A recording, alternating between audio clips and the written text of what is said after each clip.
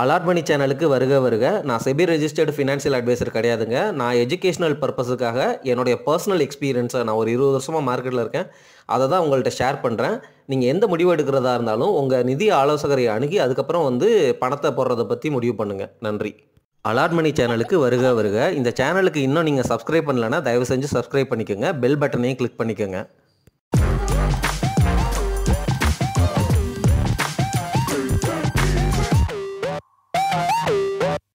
அனைவருக்கும் வணக்கம். நம்ம தொடர்ந்து ஒரு லார்ஜ் கேப் ப்ளூ சிப் பங்குகள் இந்த காலகட்டத்தில் நல்ல வேல்யூவேஷனில் இருக்குது, அதை பிடிங்க அப்படின்னு பேசிக்கிட்டே இருக்கிறோம். அதே சமயத்தில் நான் இந்த மாதிரி ப்ளூ சிப் கம்பெனிகள் வேல்யூவேஷன், அதாவது வேல்யூ இன்வெஸ்டிங் பிரகாரம் இந்த ஸ்டாக்கை அனலைஸ் பண்ணோன்னா இவங்க எல்லாம் ரொம்ப ஹை வேல்யூவில் இருப்பாங்க, ஹை பியில் இருப்பாங்க, ஹை ப்ரைஸ்டு புக்கில் இருப்பாங்க. அதை நம்ம ஆக்சுவலாக வாங்கவே கூடாது. ஆனாலும் நம்மளுடைய சப்ஸ்கிரைபர்ஸ் கிட்ட நான் சொல்லியிருந்தேன், இந்த மாதிரி பங்குகளை நான் வச்சிருக்கிறேன். ஏன் வச்சிருக்கேன், வேல்யூ ரொம்ப அதிகமாக இருந்தாலும் நான் வச்சிருக்கிறேன். காரணம் என்ன அப்படின்னா, இந்த ஸ்டாக்குகள் எல்லாமே ஹிஸ்டாரிக்கலாக இந்த மாதிரி ஹை வேல்யூவேஷன்லேயே இருந்திருக்கிறாங்க. ஒன்று. ரெண்டாவது, இந்த கம்பெனிகள் எல்லாமே லார்ஜ் கேப் ப்ளூ சிப் கம்பெனிகள், நல்ல ப்ரொமோட்டர் ரெப்புடேஷன் உள்ள, நல்ல சாலிடான பிஸ்னஸ் உள்ள, நிஃப்டி 50க்குள்ளே உள்ள கம்பெனிகள் அப்படின்னு சொல்லியிருக்கிறேன். இந்த கம்பெனிகள் டைம் கரெக்ஷனில் 2-3 வருஷமாக ஃப்ளாட்டாக கிடக்கிறாங்க. அப்படிங்கிறப்போ என்னை பொறுத்த வரைக்கும் இந்த ஸ்டாக்கு இந்த இடத்துல ஒரு போர்ஷனை எடுத்துக்கலாம். அதுக்கப்புறம் சப்போஸ் வேல்யூவேஷன் கரெக்டாகி மார்க்கெட் பியர் மார்க்கெட்டாக மாறும் பொழுது அதை பிடிச்சிக்கலாம். அந்த மாதிரி ஆஸ்பெக்டில் கான்டெக்ஸ்டில் நான் பேசியிருக்கிறேன். இந்த வீடியோ பதிவில் நான் சொல்ல போகிற பங்கு, நான் பேச போகிற பங்கு, ஒரு பங்கு 10ஆக மாறுது. அந்த பங்கும் லார்ஜ் கேப் ப்ளூ சிப் பங்கு தான். இந்த பங்கு நீங்கள் வச்சுருந்தீங்க அப்படின்னா உங்களுக்கு அடித்தது போனஸ் பொனான்சா. அதே சமயம் இன்னமும் இந்த ஸ்டாக்கு உங்களுக்கு போனஸ் கொடுத்தாலும் ஸ்ப்ளிட்டு கொடுத்தாலும் வேல்யூவேஷன் பிரகாரம் பார்த்தீங்கன்னா இன்னமும் காஸ்ட்லியாக தான் இருக்குது. ஆனால் இந்த மாதிரி பங்குகள் காஸ்ட்லியாக தான் இருந்தது தான் வரலாறு.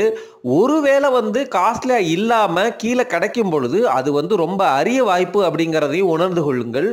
இந்த மாதிரி பங்குகளை டைம் கரெக்ஷனில் ஒரே ப்ரைஸில் ஃப்ளாட்டாக கிடக்குது அப்படின்னாலோ, அல்லது இண்டஸ்ட்ரி பிஇயை விட, அதாவது செக்டர் பிஇயை விட இந்த ஸ்டாக்ஸ் கம்மியான பிஇயில் கிடைக்கிது அப்படின்னாலோ, அல்லது ப்ரைஸ்டு புக்கில் கிடைக்கிது அப்படின்னாலோ, நல்ல ப்ரொமோட்டர், சூப்பரான கம்பெனி, இன்னமும் 25 வருஷத்துக்கு பிறகு இருக்கும் அப்படின்னு நமக்கு தெரிஞ்சாலோ அந்த கம்பெனிகளை நான் கொஞ்சம் இன்ட்ரெஸ்ட் எடுத்து ஒரு பொசிஷன் எடுப்பேங்க அப்படிங்கிறத சொல்லிவிட்டு, உங்களுடைய கேள்வி என்னன்னு எனக்கு புரியுது. எந்த பங்கை பற்றி பேசுகிற அப்படின்னு தானே சொல்கிறீங்க. பஜாஜ் ஃபினான்ஸ் அப்படிங்கிற ஃபினான்ஸ் செக்டரில் உள்ள டாப் மோஸ்ட் கம்பெனியான பஜாஜ் ஃபினான்ஸை பற்றி தான் பேச போகிறேன். அவங்க என்னென்ன அனௌன்ஸ் பண்ணியிருக்கிறாங்க அப்படின்னு கேளுங்களேன். Bajaj finance Q4 result announce பண்ணாங்க. அந்த ரிசல்ட்டை உங்களுக்கு பின்னாடி ஷேர் பண்ணுறேன். Q4 ரிசல்ட் அனௌன்ஸ் பண்ணிவிட்டு 4 அற்புதமான நியூஸை ஷேர் பண்ணியிருக்கிறாங்க. முதல் நியூஸு, ஸ்பெஷல் டிவிடெண்ட் உங்களுக்கு தரப்படும் 12 ரூபா. அந்த 12 ரூபா தர்றதுக்கு ஷேரு நீங்கள் இந்த ரெக்கார்ட் டேட்டுக்குள்ளே வச்சுருக்கணும். மே 09, 2025. சரிங்களா? சரி, இப்போ இந்த ஸ்டாக்கை வாங்கலாமா அப்படின்னு தானே நீங்கள் கேட்குறீங்க, இந்த போனஸ் ஸ்ப்ளிட்டுக்காக. அந்த கொஸ்டின்ஸுக்கும் நான் பதில் பின்னாடி சொல்கிறேன். இந்த 4 அனௌன்ஸ்மெண்ட்டை உங்ககிட்ட ஷேர் பண்ணிடுறேன். 12 ரூபா ஷேரு, ரெக்கார்ட் டேட்டு மே 9, 2025. சப்போஸ் மே 9க்குள்ளே ஷேர், அதாவது அந்த டேட்டுக்கு முன்னாடி உங்ககிட்ட ஷேர் இருக்குது அப்படின்னா, மே 9ல் யாரெல்லாம் ஷேர் ஹோல்டர்ஸோ அந்த ஷேர் ஹோல்டர்ஸோடைய லிஸ்ட்டை எடுத்து அவங்களுக்கு 12 ரூபா ஸ்பெஷல் டிவிடெண்ட் மே 26, 2025 அன்னைக்கு அக்கௌண்ட்டில் கிரெடிட் செய்வாங்க. அதுக்கப்புறம் ரெண்டாவது போனஸ் நியூஸு, பஜாஜ் ஃபினான்ஸினுடைய ஃபைனல் டிவிடெண்ட் அனௌன்ஸ் பண்ணியிருக்கிறாங்க. அது 44 ரூபா. அந்த 44 ரூபாய்க்கு அனௌன்ஸ் பண்ணிட்டாங்க. ஆனால் ஷேர் ஹோல்டர்ஸோடைய அப்ரூவல் வேணும். அதுக்கு ஏஜிஎம், அந்த மீட்டிங்னு சொல்லுவாங்கள்ல, ஆனுவல் ஜென்ரல் மீட்டிங், இந்த மீட்டிங்கில் ஷேர் ஹோல்டர்ஸோடைய அப்ரூவல் வாங்கினதுக்கப்புறம் உங்களுக்கு இந்த 44 ரூபா ஃபைனல் டிவிடெண்ட்டும் தரப்படும். அதுக்கு ரெக்கார்ட் டேட் மே 30. ஒருவேளை மே 9 டேட்டுக்கு முன்னாடி நீங்கள் வாங்கினீங்க அப்படின்னா ஸ்பெஷல் டிவிடெண்டும் கிடைக்கும், ஃபைனல் டிவிடெண்டும் கிடைக்கும். மே 9க்கு அப்புறம் மே 30க்குள்ளே வந்து நீங்கள் வாங்கினீங்க அப்படின்னா உங்களுக்கு ஃபைனல் டிவிடெண்ட் மட்டும்தான் கிடைக்கும். அந்த ஃபைனல் டிவிடெண்ட் வந்து எப்போ உங்கள் அக்கௌண்ட்டில் வந்து கிரெடிட் ஆகும் அப்படின்னா ஒரு ஷேருக்கு ₹44. அது July 28, 2025. Again subject to share holders approval. அந்த அப்ரூவல் வந்துருங்க. பெரும்பாலும் இந்த மாதிரி கம்பெனிகள்லாம் அனௌன்ஸ் பண்ணுறாங்கன்னா ஷேர் ஹோல்டர் அப்ரூவல் வந்துடும். சரி, ஸ்பெஷல் டிவிடெண்ட் அதுக்கப்புறம் வந்து ஃபைனல் டிவிடெண்ட் மொத்தமாக சேர்த்திங்க அப்படின்னா வந்து ₹56 வருது. இது இல்லாமல் போனஸும் ஸ்ப்ளிட்டும் அனௌன்ஸ் பண்ணியிருக்கிறாங்க. என்ன ரேஷியோவில் அப்படின்னு கேளுங்க. முதல்ல பஜாஜ் ஃபினான்ஸ் ஷேரினுடைய ஃபேஸ் வேல்யூ ₹2. சரிங்களா? அதை இப்போ என்ன பண்ணுறாங்கன்னா ஃபஸ்ட்டு ஸ்ப்ளிட் பண்ணுறாங்க. ஸ்ப்ளிட் பண்ணால் என்ன ஆகும்? ₹2 ₹1 ஃபேஸ் வேல்யூக்கு ஸ்ப்ளிட் பண்ணுறாங்க. அப்போது உங்ககிட்ட ஒரு ஷேர் இருந்தால் அது 2ஆக மாறிடும். சரிங்களா? அதுக்கப்புறம் ஒவ்வொரு ஷேருக்கும் 4 ஷேர் போனஸ் கொடுக்குறாங்க. ஸோ ஒரு ஷேரு ஃபஸ்ட்டு 2ஆக மாறுது. 2ஆக மாறினதுக்கப்புறம் ஒவ்வொரு ஷேருக்கும் வந்து 4 ஷேர் புதுசாக போனஸாக கொடுக்கப்படும். அப்போது ஒரு ஷேரு 5ஆக மாறுது. இந்த சைடு ஒரு ஷேரு 5ஆக மாறுது. மொத்தம் ஒரு ஷேரு வந்து 10ஆக மாறுதுங்க. இதுதான் வந்து பஜாஜ் ஃபினான்ஸு நம்மளுக்கு கொடுத்துருக்கிற அற்புதமான வாய்ப்புன்னு சொல்ல மாட்டேன். நீங்கள் வச்சுருந்தீங்க அப்படின்னா வந்து இந்த மாதிரி வந்து ஸ்ப்ளிட்டு, போனஸு, ஃபைனல் டிவிடெண்ட் வந்து கொடுக்குறாங்க, ஸ்பெஷல் டிவிடெண்ட் கொடுக்குறாங்க. அவங்களுடைய ஷேர் ஹோல்டர்ஸுக்கெல்லாம் குஷியோ குஷி. அதுக்கப்புறம் வந்து என்ன அப்படின்னா இந்த ஷேர் ஸ்ப்ளிட்டு, போனஸ் ஷேர்னால் என்ன நடக்கும்னு நான் ஓப்பனாக சொல்லிடுறேன். எண்ட் ஆஃப் த டே ஒரு ஷேர் வச்சுருந்தாலும் 10 ஷேர் வச்சுருந்தாலும் வேல்யூவேஷன் அப்படியே தான் இருக்க போகுது. ஆனால் மார்க்கெட் சென்டிமெண்ட் பாசிட்டிவாக இருந்துச்சு அப்படின்னா இந்த ஸ்டாக்கினுடைய விலை ₹9,000 கிட்ட ட்ரேட் ஆகுது. அது எல்லாமே வந்து ரொம்ப கம்மியாக சீப்பாக வந்துடும். ₹90 அந்த ரேஞ்சுக்கு வந்துடும்.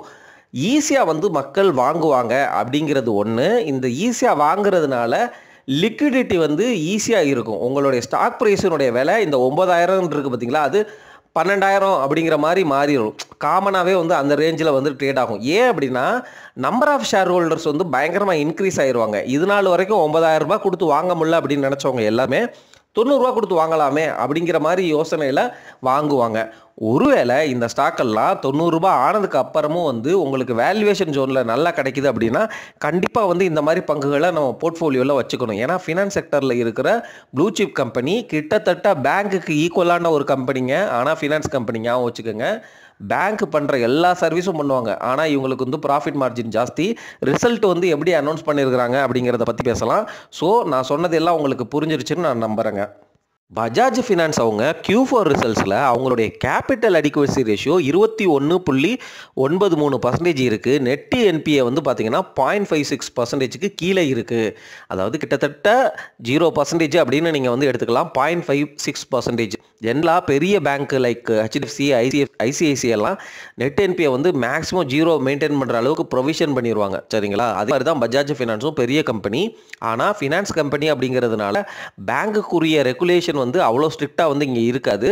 இவங்க வந்து கொஞ்சம் ஹையர் ரேட்டில் வந்து இன்ட்ரெஸ்ட்டில் லோன் கொடுப்பாங்க. ஹையர் இன்ட்ரெஸ்ட் ரேட்டில் லோன் கொடுப்பாங்க. அதனால் வந்து பஜாஜ் ஃபினான்ஸ் மாதிரி கம்பெனிகள் ரொம்ப இன்னோவேட்டிவான கம்பெனி. டெக்னாலஜிக்கெல்லாம் வந்து பயங்கரமாக ஸ்பெண்ட் பண்ணி அவங்களுடைய சைட்லாம் போய் பாருங்கள், சூப்பராக இருக்கும். அப்படி வந்து ஒரு கம்பெனி. அதே சமயம் வந்து இது வந்து ப்ரொமோட்டர் வந்து ரொம்ப ஸ்ட்ராங்கான ப்ரொமோட்டர், சஞ்சீவ் பஜாஜ் அப்படின்னு சொல்லிட்டு. ராகுல் பஜாஜ் வந்து பஜாஜ் ஆட்டோவுக்கு, சஞ்சீவ் பஜாஜ் தான் வந்து பஜாஜ் ஃபினான்ஸுக்கு.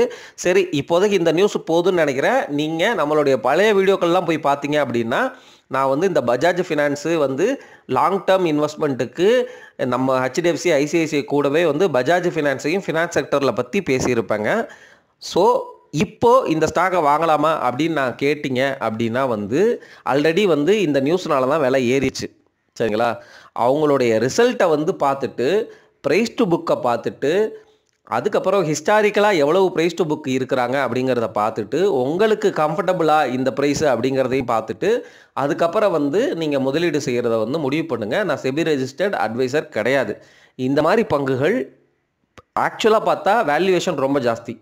ஆனால் இந்த பங்குகளை வாங்கினீங்க அப்படின்னா ரொம்ப லாங் ரன்னில் உங்களுக்கு மோசம்லாம் பண்ணாது. ரிட்டர்ன் வந்து நல்லா தான் கொடுக்கும். ஒருவேளை ஒரு போர்ஷனை நீங்கள் இப்போ எடுத்துகிட்டு ஒருவேளை வந்து மார்க்கெட் கிராஷ் ஆனாலோ அல்லது சப்போஸ் இந்த இந்தியா பாகிஸ்தான் வாரில் ஏதாவது ஒரு சிம்டம் உங்களுக்கு, அதாவது என்னென்னா அட்டாக் நடக்கும் பொழுது அன்னைக்கு ஸ்டாக் மார்க்கெட் வந்து ஒரு 5% எல்லாம் உலர்றதுக்கு வாய்ப்பு இருக்குது. அந்த மாதிரி சுச்சுவேஷனில் டெம்பரவரியாக வந்து ஒரு நாள் நீஜருக்கு ரியாக்ஷன் கொடுக்கும், அல்லது வந்து ஃபியூ வீக்ஸ் வந்து இந்த வாரம் அந்த மாதிரி போச்சு அப்படின்னா வந்து ஷார்ட் டேர்மில் வந்து நம்ம மார்க்கெட் வந்து ரொம்ப டல்லாக இருக்கும். அந்த மாதிரி சமயத்தில் இந்த மாதிரி பங்குகள் வந்து உங்களுக்கு கம்மியான விலையில் கிடைச்சா கண்டிப்பாக வந்து நம்ம போர்ட்ஃபோலியோக்குள்ளே எடுத்துக்கலாம். ஆனால் நான் செபி ரெஜிஸ்டர்ட் அட்வைசர் கிடையாது. உங்கள் ஃபினான்ஷியல் அட்வைசரை கன்சிடர் பண்ணி முடிவெடுங்க. இது one of the blue chip stock. சரிங்களா? நன்றிங்க.